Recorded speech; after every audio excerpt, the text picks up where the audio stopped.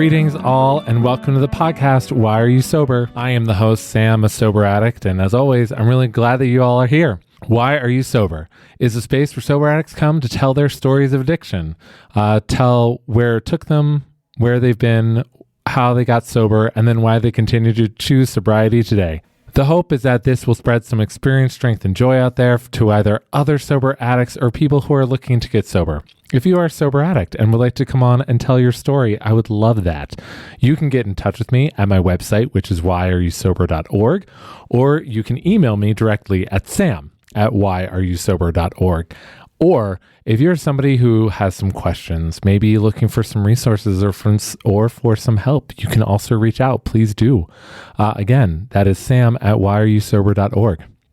You can also find me on all social media, Facebook, Instagram, all of that stuff. So last week, we had my wonderful friend Kathara on, and I'm telling you guys, she is an incredible person. And I hope that you loved her story as much as I do. And this week, we have another blast from the past for me. This week, we have a dear friend of mine who we used to work with together a long time ago. Her name is Barbara. Actually, she used to be a boss of mine. And several years ago, she suddenly saw me post about how I was a few years sober. And when I first got sober, I didn't really post anything on any social media. I kept it really private and for myself, which was because it was for myself. And I just didn't want distractions from a lot of people. And so I waited about 2 years until I finally posted about getting sober. And I am really pleased that I did that. But one of the wonderful things was that all of a sudden, this wonderful woman came back into my life.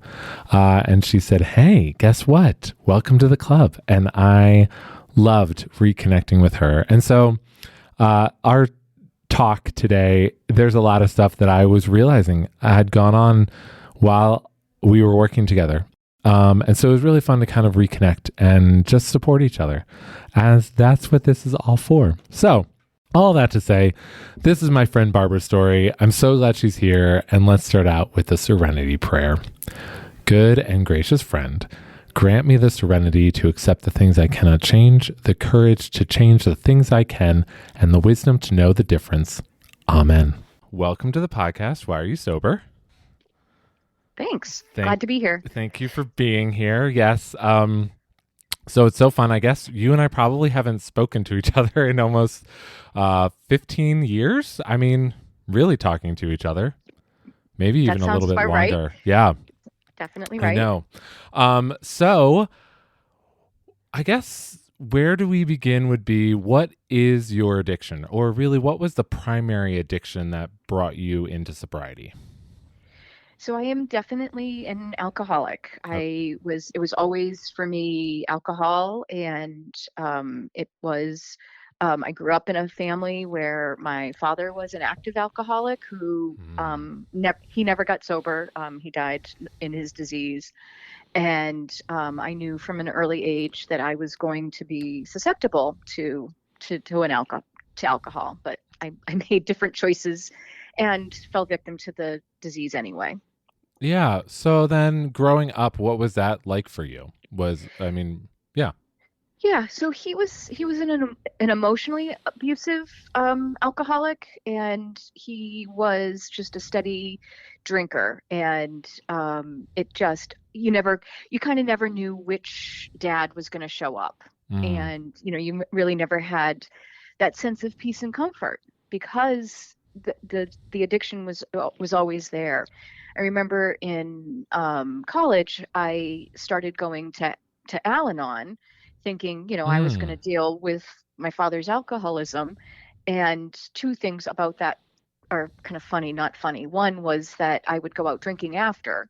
So perhaps I hadn't quite gotten the concept. The second is that I had some Al-Anon literature in my room, and my father went ballistic. Like, how dare you call me out on my disease? Oh, and so that was a little rough. Yeah. Yeah, that's hard. So, but otherwise, besides that, do you think that like growing up was pretty normal, or like?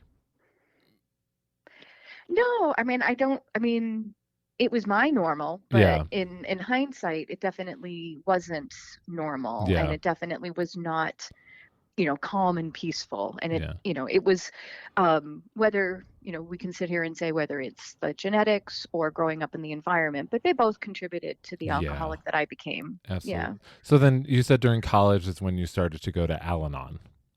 Yeah, and it's really when my drinking started to, I mean, from the first time I drank differently than other people. Mm-hmm. Where even in, like, I wasn't a party person in high school. I was kind of square, as they would say. I was like an honor student. I had geeky friends. I was involved in my church. Like, I just didn't do that stuff.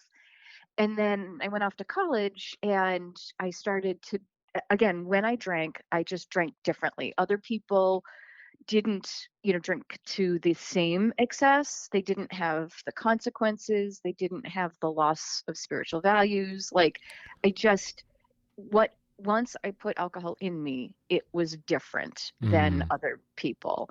And it just, I mean, I graduated college. I went on to get a master's degree. Like, I did things, but I always had, I always drank more than others. I always drank to, and I also didn't always know.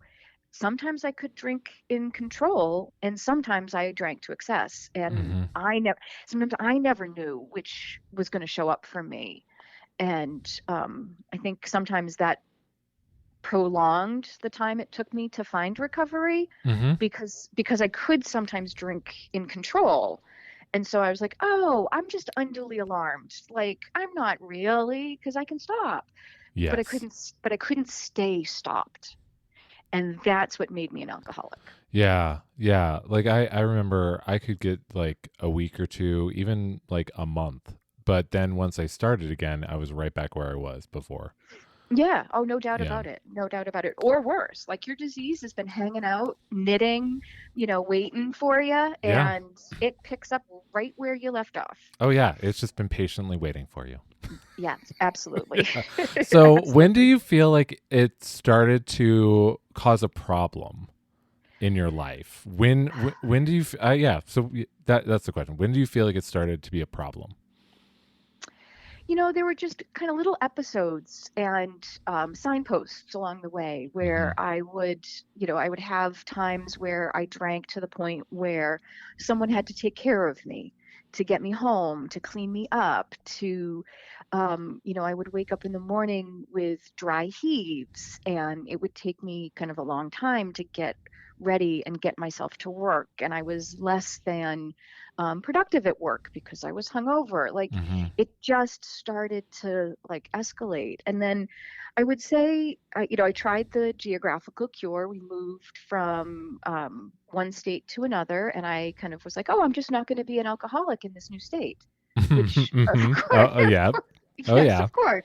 And it just kept progressing and progressing. And it didn't, I ended up working for a person who was a dry drunk. So he was not emotionally sober, but he didn't drink alcohol. And so that kind of toxic relationship really escalated my problems with my disease. And so Ooh.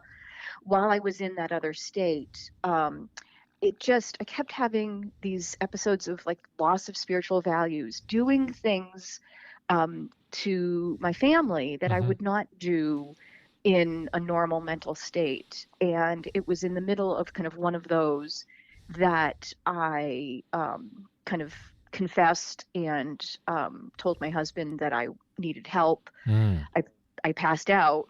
I woke up and said, I need help. And I actually checked myself into a rehab. Mm. And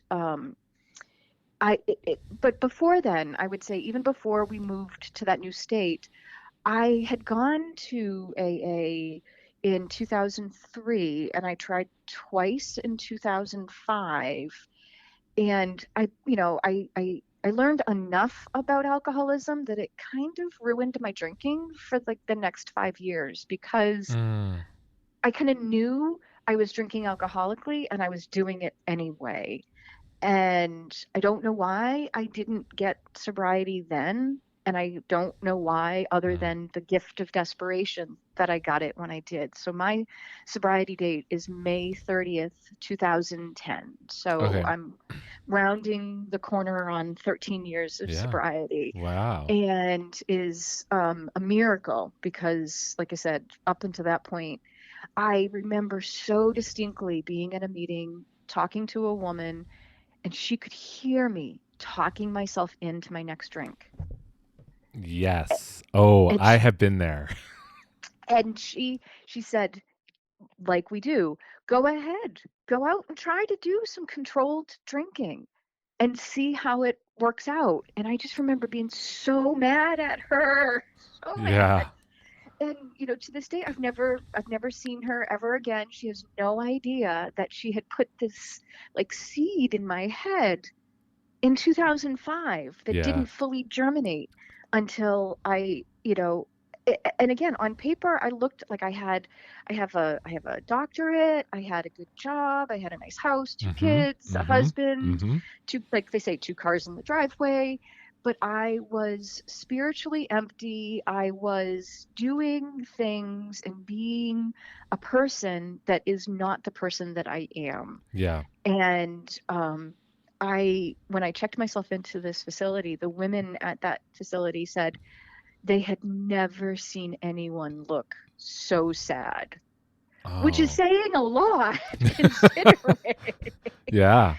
Oh And yeah. I thought I had lost everything. Yeah. And it's interesting because to this day, my husband, when it comes around to my sobriety anniversary, he says, "Are we supposed to like celebrate or do anything?" And I was like, kind of not, because while I celebrated as the like happiest day of my life, right? It's the first day of the rest of my sober life. Yeah. It kind of was a crappy day for him. Oh yeah. I totally understand that because I'm like October 3rd, so that's the morning I got out of jail. Like for Yeah. you know. That's right. It's not this happy, joyous day. Like it Yeah. was the day that I checked myself into rehab, and Yep. like everything that my husband thought our lives was are built on wasn't. Yeah. And so we had to kind of start from scratch. So Yes. yeah. Yeah. So, Barbara, throughout your story, you've been saying a loss of spiritual values. Now, for Mhm. listeners who may not understand what that means, what is your definition of that?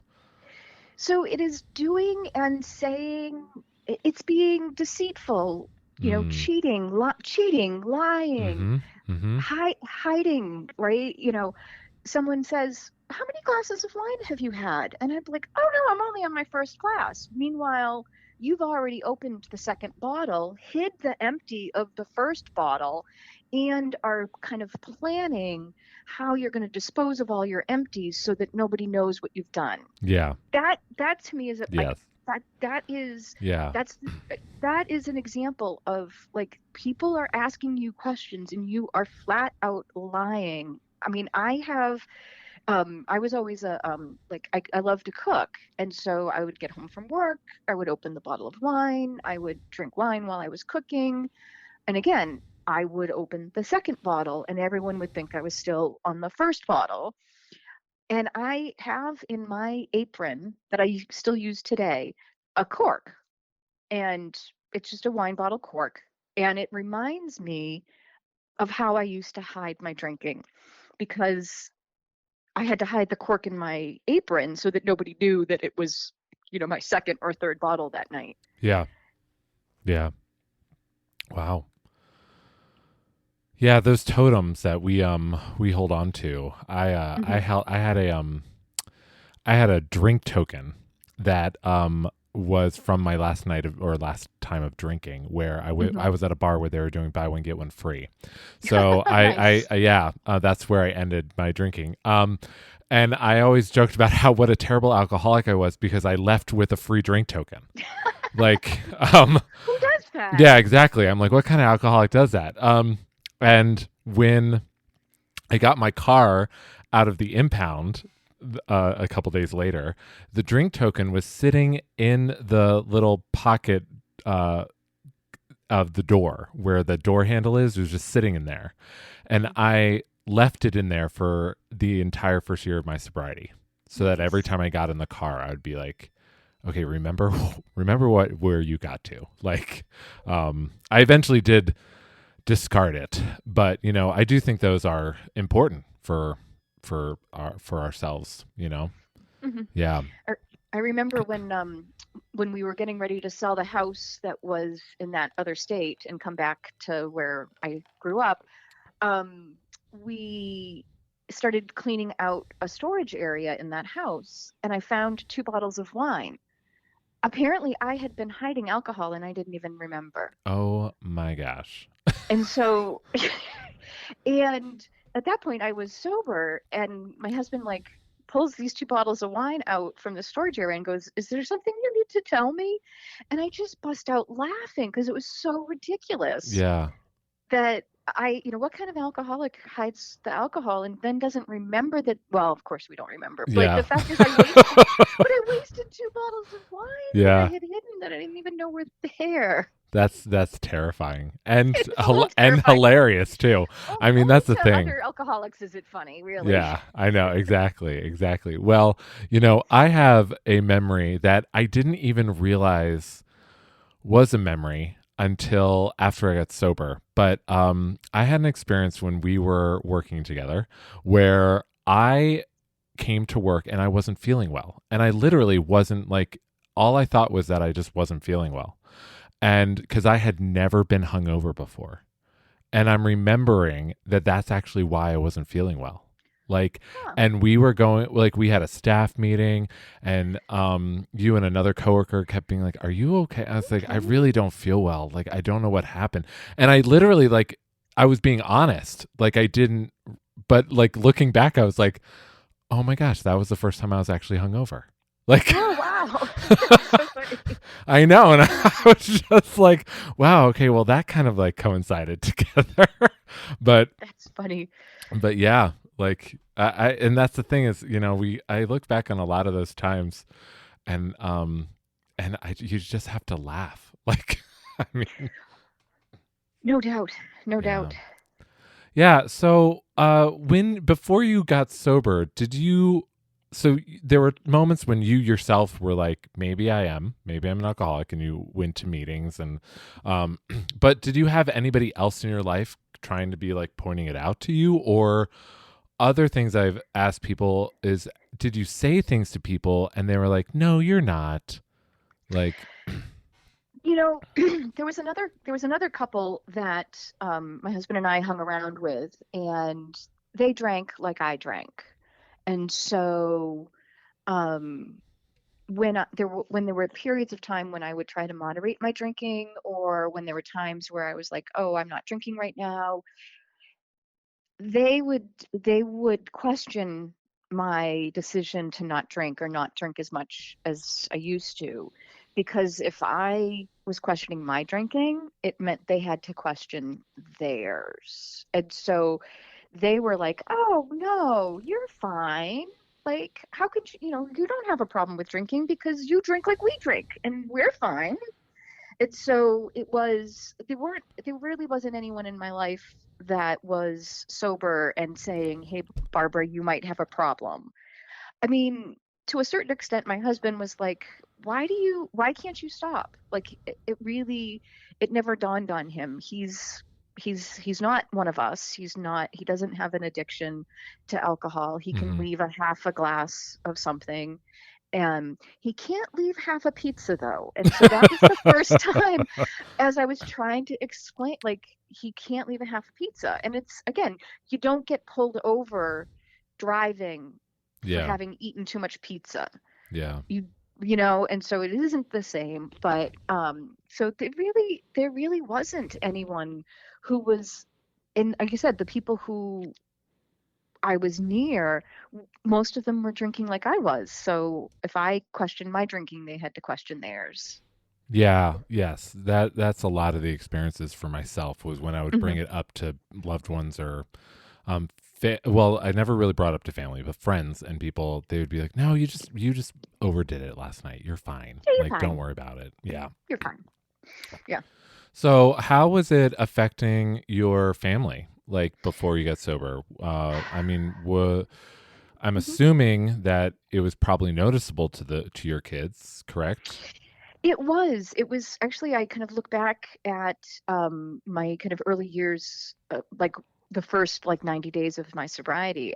I got sober when my youngest was 8 and my oldest was 11. And it Yeah. was actually the 8-year-old who noticed first and said, you're not buying wine at the grocery store anymore. Mm.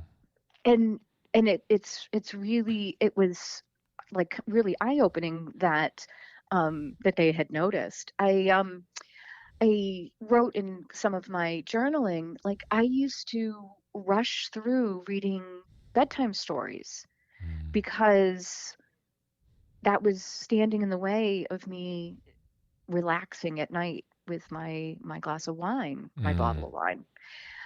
There were times where like I was going to take a day off from work and we were going to go to the zoo, but I drank too much the night before and I was hungover. And I'd say, "Oh, don't you want to just cuddle in bed and watch movies instead?"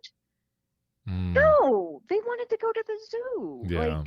I was just, again, I wasn't present. I Hmm. wasn't as present as a parent as I wanted to be, and should have been. And so, um, I mean, the good news is that I did get sober while they were still relatively young. Hmm. And but they definitely noticed, and there were Mm. definitely times where, um, they didn't understand why mommy was acting weird. Yeah, you don't think they put the connection together at that point? They didn't, but again, I know that they did. Like I said, the youngest, even at 8, was like, "You're not drinking wine anymore," and Yeah, that's when it was like, so it was quite literally sobering to realize how much little eyes watch you. yeah, yeah. So they weren't aware of the disease, but they were aware like there has been a strong change in mom. Yeah, Yeah, absolutely, yeah, absolutely. yeah. So you go to rehab, and what was that experience if you don't mind No, I asking? don't mind. I will say that my roommate, when I got there, had such a startling story that it was what I needed to hear about how progressive and fatal this disease can be. This Mm. this person was a long haul truck driver, and she was doing a trip and she came home and her wife had actually sold the house and moved. And yeah, Oh my it was, gosh. and she had long-term sobriety, but in long haul trucking hadn't been going to meetings, hadn't been doing, the maintenance we need to stay sober. And so she decided she was going to go to a bar and have a Diet Coke. And so the first night she goes and has a Diet Coke. The second night she goes to the bar and has a Diet Coke. The third night she goes to the bar, has 3 Long Island iced teas, and wakes up 3 months later from a coma. Like, hands down, like Oh my that. gosh. Yeah. And It's terrifying. it's the insanity that precedes the first drink. Like, she knew that she was talking herself in to drinking. And um it was, I mean, I was all in. I was going to do whatever was asked of me. I the For me, the jig was up. It was like Hmm. there was no going back. I took a medical leave from my job. I was inpatient for, I think, about 2 weeks, and then I did an outpatient program for 6 weeks. I did.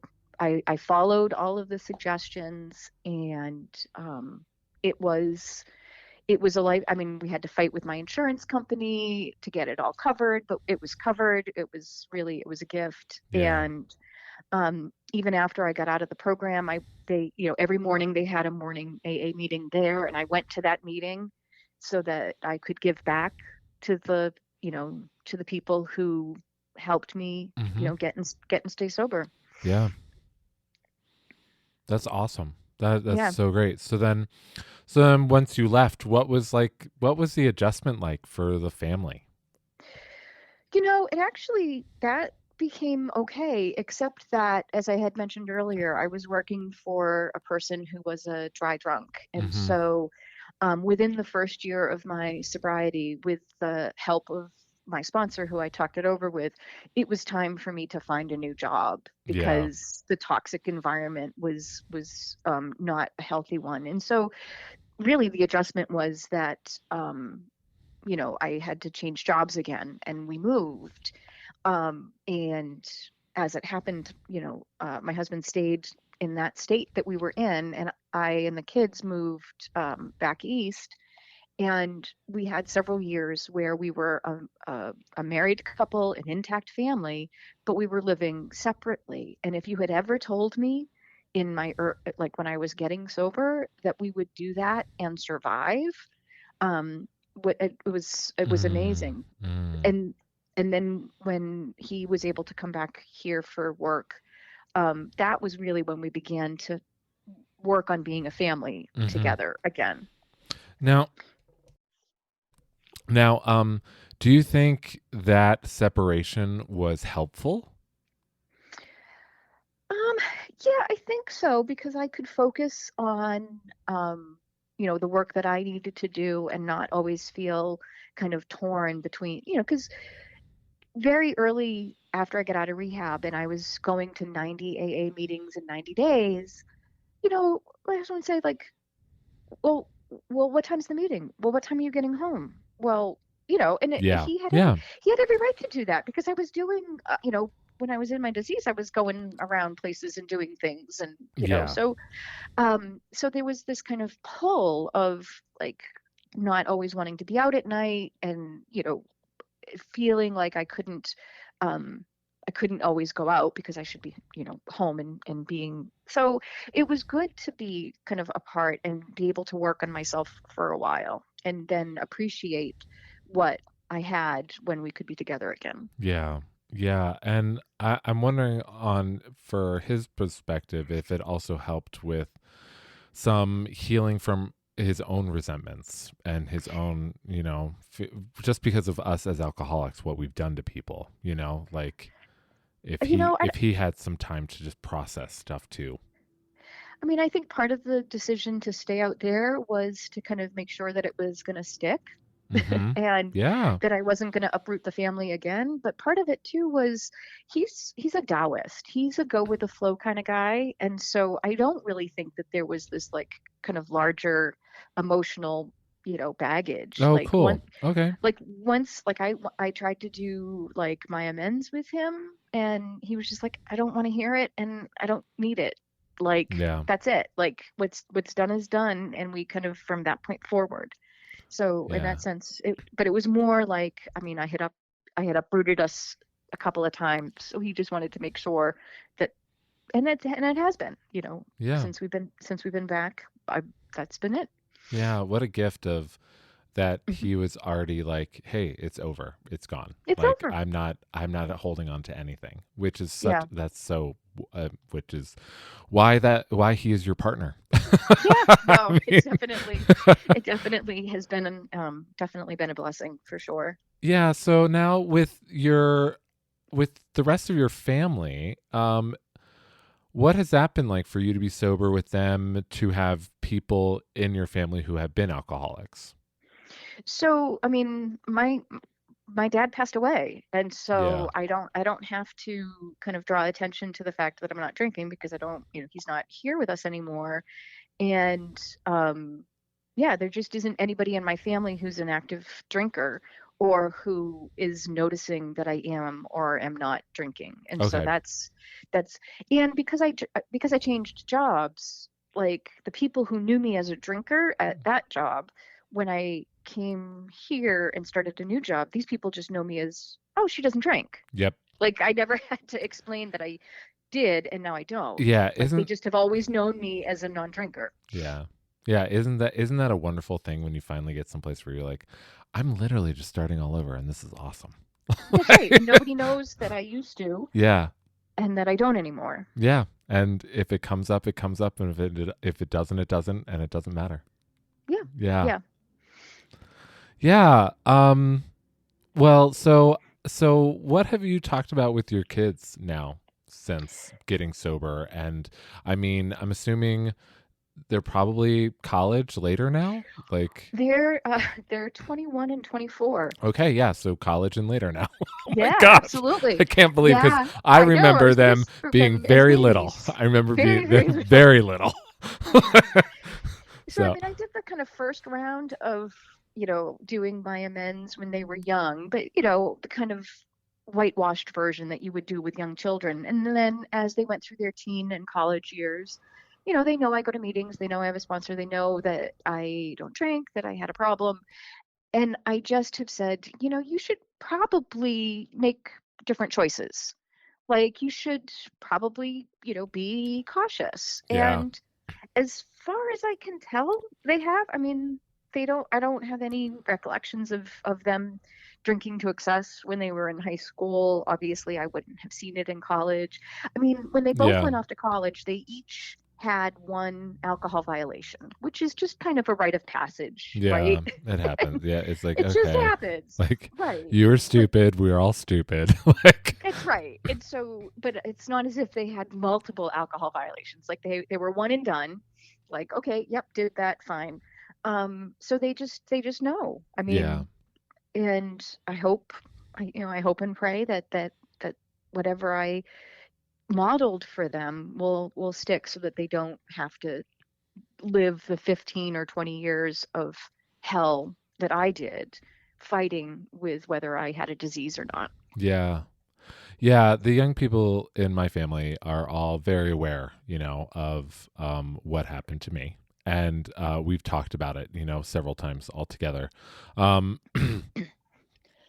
because my family, just like others, have like severe alcoholics in our family in the Hmm. past, and I know I am the first one in several generations to actually get sober.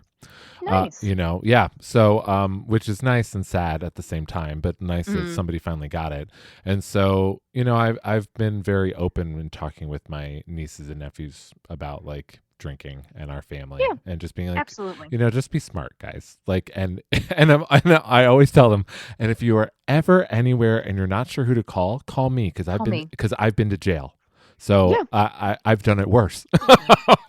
yeah. um, but I remember one time this one young man in my life noticed that I wasn't drinking and everybody else was. And he made a comment and he goes, "Why aren't you?" And he was around 11 years old. And I remember trying to be like, how is he going to understand this? And I said, the Hulk? And he goes, yeah. I said, who is the Hulk when he's not the Hulk? And he goes, Bruce Banner. I said, yeah. Right. So I'm Bruce Banner right now. But when I drink alcohol, I become I'm the the Hulk. Hulk. And he was like, oh. And I'm like, and it's not good. And he's like, It's not oh, pretty. okay. And that was it. And he got it. I was like, that's amazing. But he totally understood, you That's a know? great story. Yeah. Yeah. But I was thinking about that when you were talking about, when we were talking about you talking with your girls, about how to explain it and understand it for young people, because it can be difficult, Yeah, absolutely. to grasp it. I mean, it's even difficult, like you were saying with your husband, like of just Yeah. being like, Like not understanding, like not having an off switch. yeah. I related to when I finally got sober, I explained it to people like I was breathing underwater. I said Mm. it's impossible. It felt impossible to me, but it actually Hmm. is happening, and that was the closest I could relate it to. Hmm. Yeah. So Barbara, it comes to the end of the question of, so why are you sober today? Why do you stay sober? I stay sober because I have a life that is so much better than I ever could have imagined. I mean, Mm, when I was drinking, I couldn't imagine what life would be like without drinking. And I have a life that is, really second to none. I have a job. I have a boss that is respectful. He knows about me and respects that. And I feel seen, and I can be my authentic self, Mm. and I'm not exhausted at the end of the night wondering what lie I had to cover up. I don't have to wonder where my pocketbook is. Like, I just, you know, Yeah.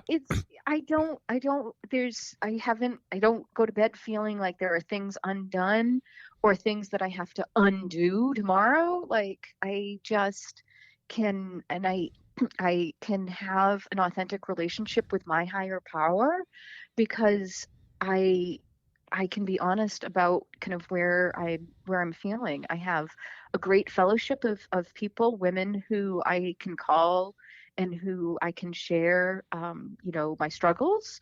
And it's just amazing that I could have this gift. I don't, Mm. I, the obsession to drink was lifted. Every once in a while, a thought flits through, and I just think, why? Like, what's on the other end of that? Nothing. Nothing compared to what I have now. Yeah. Yeah.